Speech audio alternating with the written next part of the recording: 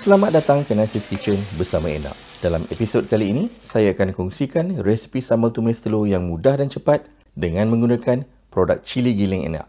Sesuai untuk mereka yang kesutukan masa seperti pelajar dan ibu bekerja. Tanpa berlengah lagi, jom kita ke dapur.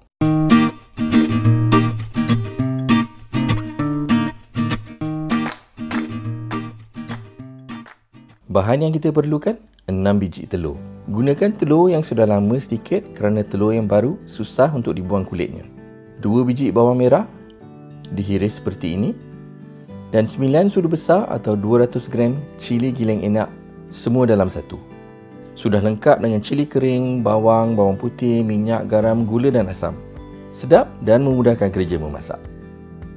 Masukkan telur ke dalam periuk dan tuangkan air sehingga separuh saja telur di dalam air. Nyalakan api dan didihkan air. Telur dimasak daripada air masih sejuk dan bukannya dalam air mendidih. Ini untuk mengelakkan kulit telur pecah akibat perubahan suhu mendadak.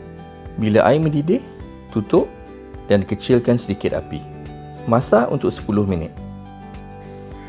Keluarkan dari periuk dan sejukkan dengan air. Setelah sejuk, kopekkan kulit telur seperti ini.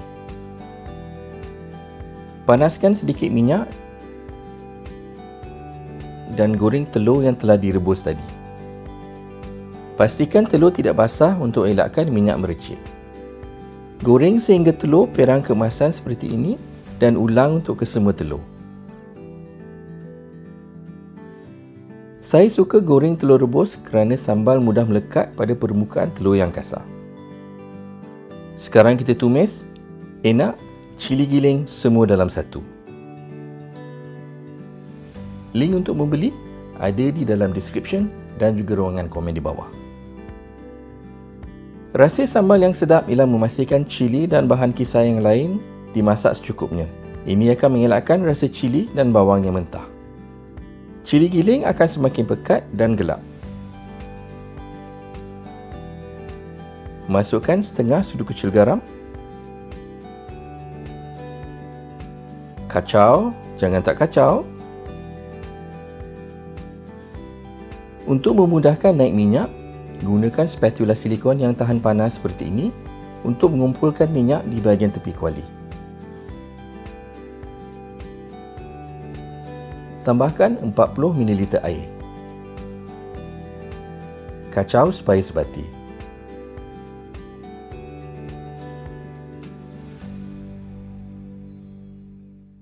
Masukkan bawang merah hiris dan gaulkan.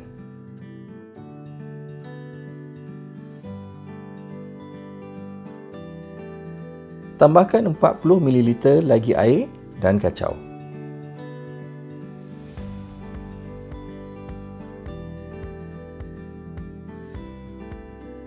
Sekarang kita masukkan 1 sudu besar gula. Gula ditambah pada akhir masakan supaya sambal tidak menjadi terlalu gelap.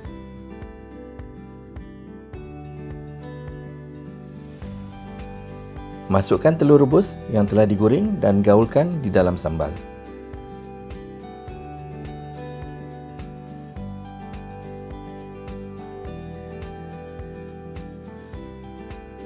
Tambah setengah sudu besar gula dan gaulkan supaya rata.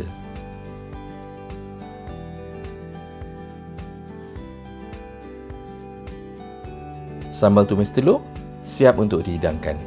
Sambal mudah ini sangat sesuai dipadankan dengan nasi lemak ataupun ubi rebus. Resipi asas ini boleh juga digunakan untuk membuat sambal udang, ikan bilis atau sotong. Selamat mencuba!